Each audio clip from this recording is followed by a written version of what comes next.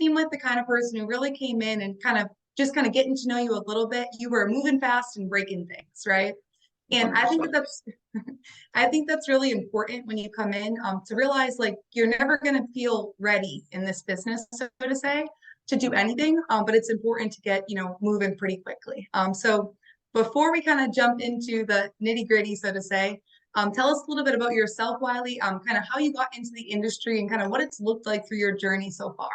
Yeah, absolutely. One thing I want to touch on for everybody that's new on this call, because I came from a different company before FFL. So I came in and I had a hot start, but there's a lot of things that happened before at this old company. And so I was the agent that would watch all the training and would not do anything because I was so scared about messing it up. And then I had one of my mentors at my old company. He's like, did you play sports? And I was like, yeah, I played basketball. And he's like, okay, how long did you wait on the sidelines watching people play until you just picked up the ball and started dribbling? And I was like, I don't know, maybe like 5 minutes. And he's like, dude, it's the exact same thing here. Like, yes, you can watch people play basketball and you can learn how to play to a certain degree. He's like, but until you pick up the rock and try to go through the legs or behind the back, that's really where you're going to learn your lessons. And then you can just get practice by repetition. And he's like, it's the same model over here. So for anybody that's new, I just wanted to kick it off with that. The best practice here and the best experience just gonna be reps over reps. And I promise you, there's just gonna be sales that fall into your lap, especially with leaders like, Marissa and Rami and everybody else. But my story is super simple. So I was 20 years old, dropped out of college. I knew that sales was going to be something that would pay me at a level that I wanted to be paid. And then so I went to a practice company. They had no leads, super low comp. It was awful. And then I hated insurance. To be 100% transparent, I left. I was like, forget this. I'm going to sell cars. And I had a girlfriend at the time, and I would have had to move down to Arizona. So I decided to not do that and stay in Colorado. And then just by an act of God, I was praying one day and I was like, hey, God, help a brother out. Like, say, like, Wylie Hawkins, do this with your life. And right when I got done praying, I got a random phone call from Zach Twardowski's admin. And long story short, she found my resume. She's like, you need a job? I was like, yes, anything to make money. Didn't know it was insurance, didn't know what a lead was. Just got contracted, then started rocking and rolling. I love that because you talk a lot about how, you weren't perfect, so to say, right? And I don't think anybody on this call is. And even going from the repetition piece of basketball, the first time you picked up a basketball, what did that look like, right? The riding a bike, analogy, right? Yep. That's huge because it's like repetition's the only thing that's going to help you get better, right? If I haven't got hung up on a million times, like I can't accept being hung up on, right? So it makes it a lot more difficult. But talk a little bit about you in terms of, okay, so you dropped out of college. I love how you're just upfront about that because it's like now it's like no big deal. But you had a motive to go out and to get it done. You were like, I'm not gonna be sitting on my couch. You were, actively seeking a job. And I love how you talked about like, God, give me a sign. And then you woke up, you got that call. And next thing you know, you're shooting your shot again, right? Exactly. And that's amazing. So you just came in and you were like, I don't need to hear it all. I'm going to do it. I'm going to buy my leads. I'm going to work the schedule. I'm going to do whatever you guys tell me to do because I want to see success, right? Yep. So one of the things with that being said, I did want to kind of hit on is what are some of the expectations that you set for new agents or maybe that were set for you or you had set for yourself when you first got started? Yeah. So the expectations, I would say I'll just do for new agents right now is pretty simple. One of the most important questions, if you guys are bringing somebody on, or if you just need to look in the mirror and kind of figure out why you're not having the result, is what are the sacrifices you're going to make up front, right? Because the biggest thing here is like, yes, it takes a lot of hard work. You got to dial, you got to listen to people. But like if you had an altar of success, and every time the altar like lights up and is more on fire, it's because you're giving it more sacrifices. So the person that wins in FFL, and honestly in my opinion in anything in business, is the person that sacrifices the most. So that'd be the first question that I would say is, what are you willing to sacrifice? Okay. And that's a good question when you bring on people, because some people just want to work Monday through Friday, don't want to sell Saturday and Sunday. So you got a good idea of how they're going to perform. The second expectation, I think it just comes with being an independent contractor, is how are you going to treat your schedule, and do you have a schedule? Okay. Because a lot of people don't. Like when I first got started, I'd wake up, I'd eat a bowl of cereal, I would dial, I'd do my laundry, and then I would do the dishes. I would do like all these chores. And I mean, I never do that stuff. Like I do it, of course, but not to the extent I was doing it because it was just procrastinating dialing. But to get the point across, the biggest thing is having a schedule and abiding to it like it's a 9 to 5. So those would be the two things that I hammer out on calls is what's your schedule going to look like? What are your sacrifices? And then a third thing, and this is just for when you interview people, I would say is, hey, let's say you buy a batch of leads, you call them all, you book 9 appointments, you get 4 that show up, you don't sell a single one. How do you plan on responding? Love that.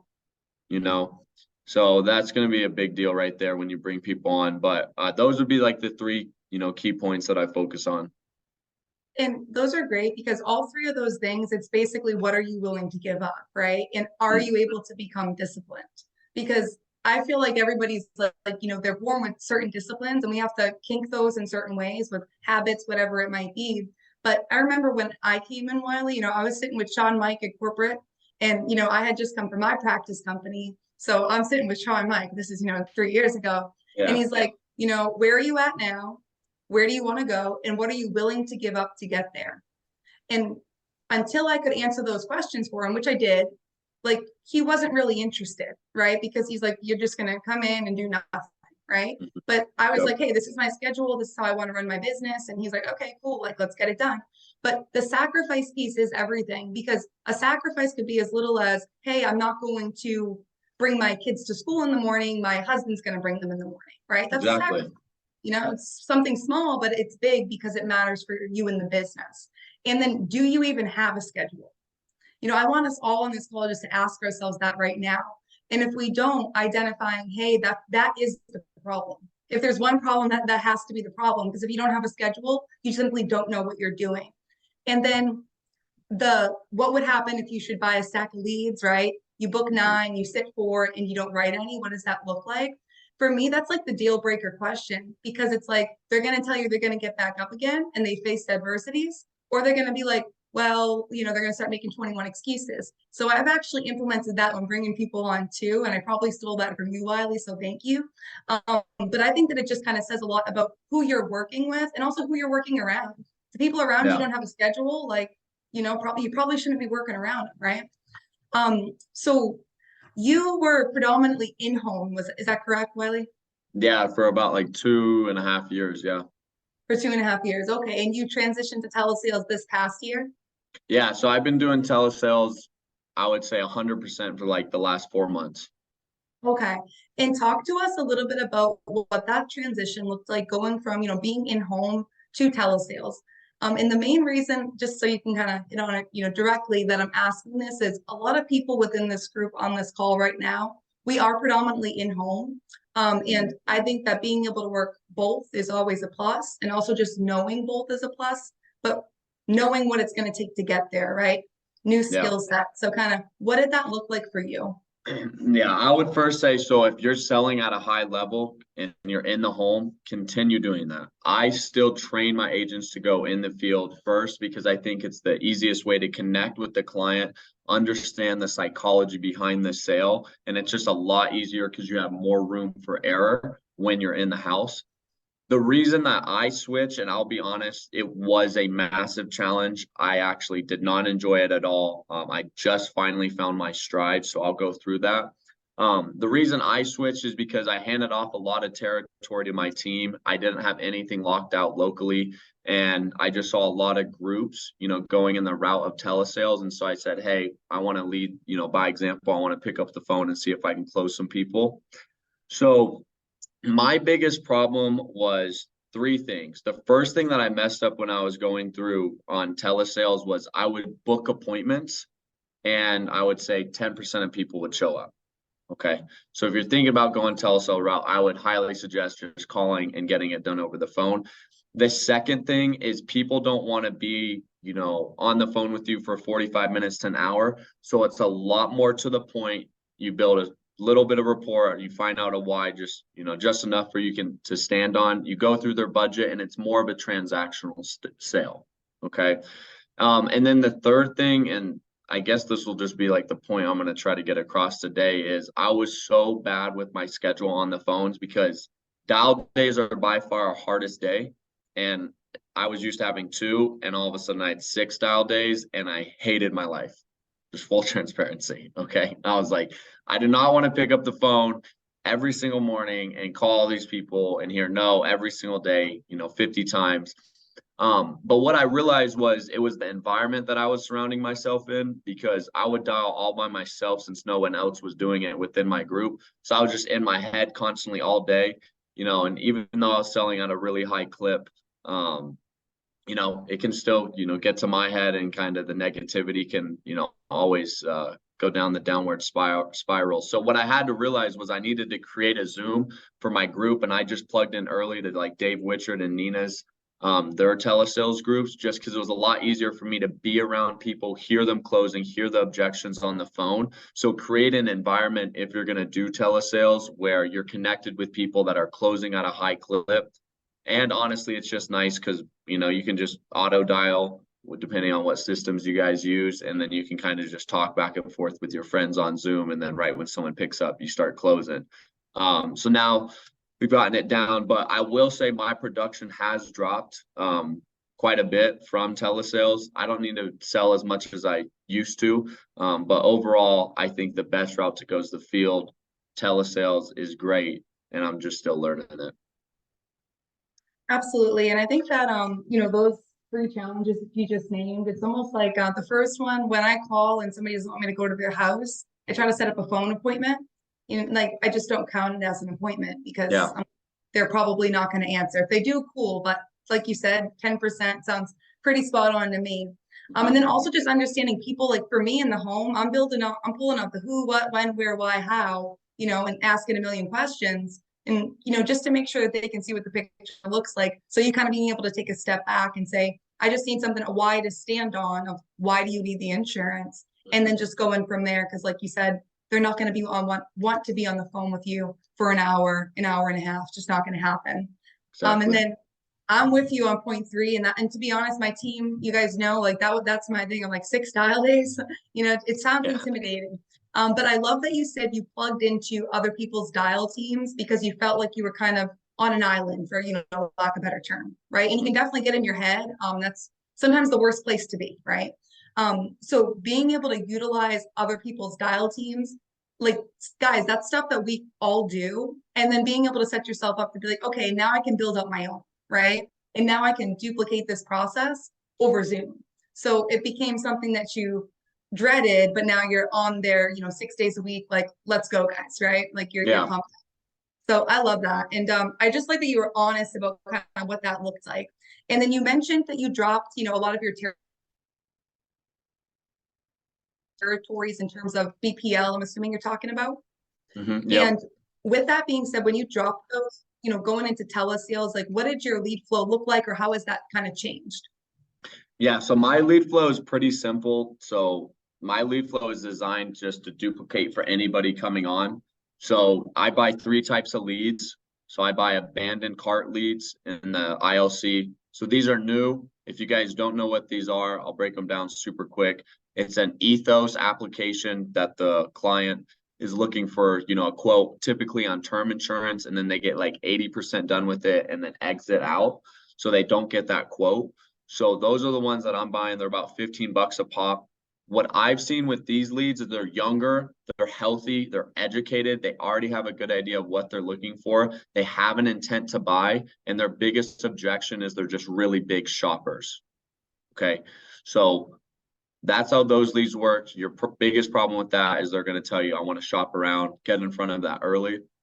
The second thing that I do is I do a lot of Facebook leads, Facebook final expense. So you guys can do like Bang Bang, Happy Agent, Lead Rilla. You could do, any of those. I like doing these statewide, especially in states like Kentucky, Ohio, Texas. That's really good. Anywhere in the South, I've had a lot of luck with. So I do statewide final expense. And then the last one is I just do instance with beneficiaries.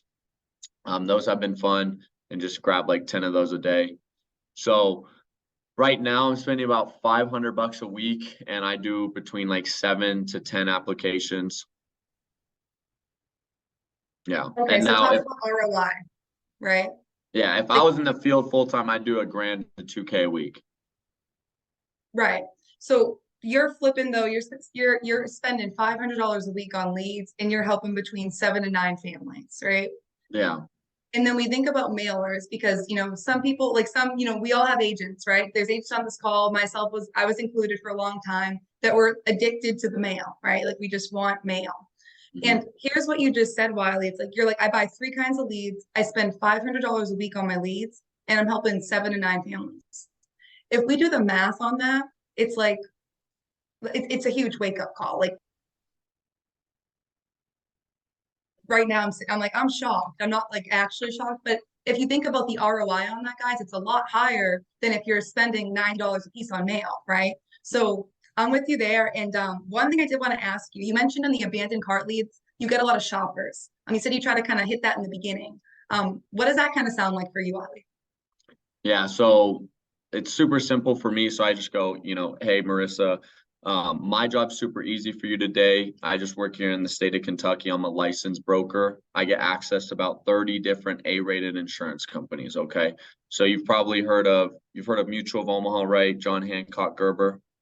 Yeah. Yeah. Okay. Perfect. So I'll do all the shopping. I'm like a one-stop shop. And the cool thing about state regulated programs is they work like gas prices, where if you drive up to one gas station, excuse me, and then drive back to another, it's only going to be a 10-cent difference per gallon. It's going to be the exact same with insurance. Okay. My job is to get you the most coverage for the lowest rate. Does that make sense? Yes, it does. And they go, yeah. And then perfect. And then you just move into your next point. I love that because it's just like in the home, I call it the role and purpose. You're just swiping that off the table, and you're also starting with, hey, my job today is really easy, right? And I think people like to hear that, especially on the phone. So that's 100%. awesome. And then what's something, Wylie, that you would say through through going through telesales? So you talked a little bit about kind of the adapting to being in your car, being in the home, kind of on the move, so to say, to being, on the phones and, on Zoom pretty much all day long. Yeah. What was probably like the biggest thing that you kept getting, or, that you're overcoming at this time, like on the Yeah. phones, that you're just like, I don't know why I keep getting that? Yeah, so my number one thing was Social Security and banking. It was just a combination between the two, because I think obviously, me being in front of them, they can see me, they can feel me, they feel my energy, right? It's a lot different over the phone. So that was my biggest hurdle. Now, what I've implemented now is I say two things. So the first thing is, before I get to quotes, I send them all my credentials. So I send them a picture of my driver's license with my address crossed out, my insurance license, and then a picture of all the carriers. And then I say, hey, I'm going to text you this. I need you to look at this before we look at numbers. So before I even show them numbers, they know who I am. Okay. Now, the second thing is, I actually don't quote people out until I get them pre-approved. Okay. So what I do, and I'll just go through it with you as a role play. I'll just go, hey, honestly, we're 50-50 on the fence if we can get you approved. I'm going to make you look as good as possible, but we're going to need to check for a pre-approval with Mutual of Omaha. So how this is going to look is, it's just like applying for a car loan. Okay. Except the nice thing is, they're not going to pull credit. All right, but they will collect all your basic info, like your date of birth, your height and weight, which my mother's going to kill me for asking you that, your address, maybe a driver's license number, and then your social, just to validate your health. And we'll go through some COVID questions. And then after that, we'll get a pre-approval. We'll look at some numbers. Once they look good to go, I'm going to put a beneficiary down, an effective date, and a method of payment on file. And then that'll be the full request sent in. And hopefully we'll have an answer for you today. That'll make sense. And they go, yeah. Yeah. But yeah, I think it's really setting the expectation. And then when you say it, just say it confidently, because people can tell how you say certain things. So if you go, hey, I need your driver's license, height and weight, and then I need your social, and you kind of say it just a little offbeat, like people pick up on that, because if you think it's weird, then it's weird. But if you don't think it's weird, it's not weird. So Amen. That's awesome. So kind of you were getting the kickback on the banking, the social, so you're opening it up with that. So you're saying like, and you're kind of making some jokes and playing fun in there, which people like, right? So they're laughing a little bit, but you're also giving them an analogy, right? Like people like the idea of mortgage protection, but not life insurance, right? When they get yeah, that form in the mail, right? So it's conceptual selling, right? So you're using the concept of a car note to the insurance application, just so right. that you're setting the proper expectation of, hey, I'm going to need this information. So Yeah, I love that. And kind of with working with your team, Wylie, if you don't mind me asking, let's actually take a year, let's go a year back, right? So sure. in, you know, February of 22, how many families a month was your group helping roughly? 250. Okay. And how many families are they helping now? We're doing I guess 1,000, like almost 1,100 families a month. So you guys barely grew. No, I'm only kidding. That's amazing. Yeah. That's amazing, right? And talk to us a little bit about your recruiting style, Wylie. It feels like, or from what we've kind of spoke about, you're attracting people that you're attracted to and that you actually want to work with. I know Mhm. for me, I was using like cold market resources. Let's take it back a year, and I was hiring John Smith, who like in reality, when he called my phone, I wasn't going to want to, I didn't want to answer it, right? Yeah. So talk to us a little bit about kind of what you feel like was pivotal to that growth going from 250 families to 1,100 families, and kind of how your recruiting style maybe has changed, or you've implemented it to a higher level. Yeah. So are most people hiring on here or not really? um for half the group, I'd say. 50-50. Okay. So I'll just go through something that's super duplicatable for everybody. But I had a realization last year, probably around the same time, where we had about 50 agents. And I just asked my staff, I said, will you go through and count how many agents we got from cold market? And out of 50 agents, how many do you think came from cold market? Put a number. Yeah, it was two. Okay. And then those two guys were no longer with me 60 days after that. So one, I could have been really bad at cold market. And I realized, okay, I'm a lot better at warm market. So how can I duplicate this? And what I realized was everybody that was on my team that was selling at a high level was really similar to me. They were in the age range of 18 to 25. So before I get into all this, I think the biggest thing is figure out who you are. What problems did you have before you came into this business? And where are there people out there similar to you? So for example, like there's a girl, she's on our team. My story is completely different. She was a single mother. Okay. She was working really, really hard at this Costco type of like grocery store type of deal. And she was a manager. Now she was busting her butt all day, 6, 7 days a week, getting double shifts. And then she found insurance and now she crushes it. Okay. So her target audience is a 33 to 38-year-old single mom with kids busting their butt. What pain points do they have? How can she solve them? And what's the solution there? Right. And that's FFL. So I think that's really important for, everyone to ask themselves is what pain were you having before you came into that? Who's your target audience? And then from there, like the best platform, honestly, to market yourself on is just Instagram, Facebook, any type of social media. So just start sharing what would that person that who I used to be, want to see, right? So for me, I post a lot of things in the gym because I want to attract people that are in the gym younger. I just post pictures of me going out, to dinners, whatever, going out to dance, doing my thing, because that's going to attract the people that I want to work with, right? And then obviously share about FFL when you help families. If you can talk about income once you send them a DM, do stuff like that.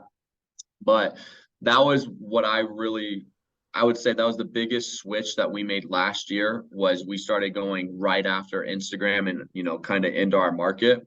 And then the third layer of that is people have probably watched you for the last year or 2 years you've been here. And so they're probably tired and sick and tired of seeing all your stuff. So you have to add a new audience and new eyes to your platforms. So what we do every single day is we message between 25 to 50 people that would be, our target audience. And then we just say something simple like, hey, bumped into your page, you look like a rock star. We're growing a sales agency over here. We don't know if you're a good fit, but it looks like you have the same qualities of some of our guys doing over 6 figures. Are you open to a new opportunity? And then, Awesome. yeah, you start And putting then your let's lines just say, out. Wiley, I'm like, yeah, I'm open to a new opportunity. Or like, Yeah, I'll hear so more. yeah, so if they say that, then all I'm gonna do, I'm like, hey, so this is how it works really quick. Like I just send them a quick snippet of like, hey, here's the leads, here's the breakdown on commission, here's what our average agent is making. I ask them like, does that all make sense or what questions do you have? Once they say like, I do have some questions or here are my questions, I'm like, hey, I'm never on this app. Here's my number. Just shoot me a text and I'll answer everything over the phone for you.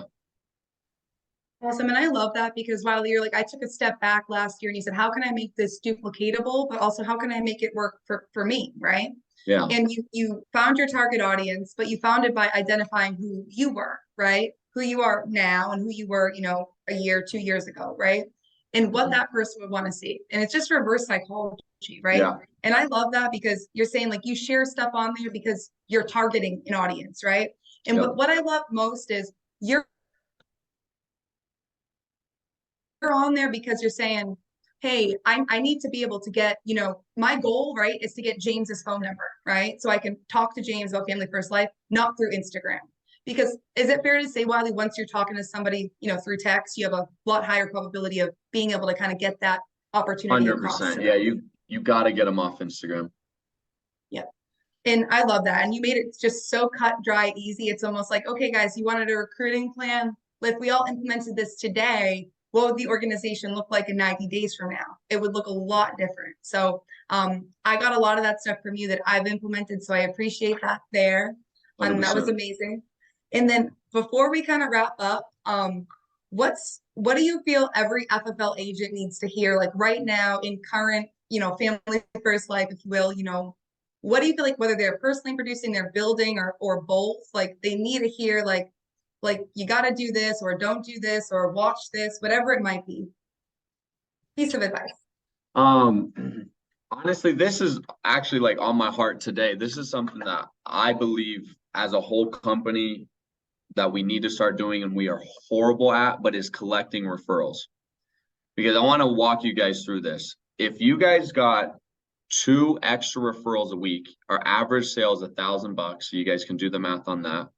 If you got 2 extra a week, there's 52 weeks in the year. You put another 6 figures in your pocket for asking one extra question to every single client that you've sold.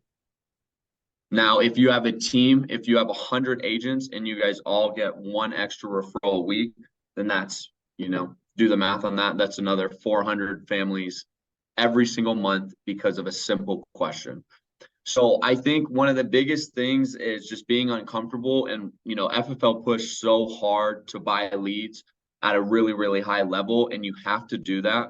But to really become insanely profitable here and to be a real, salesperson, in my opinion, that adds a ton of value to their community is by asking for referrals.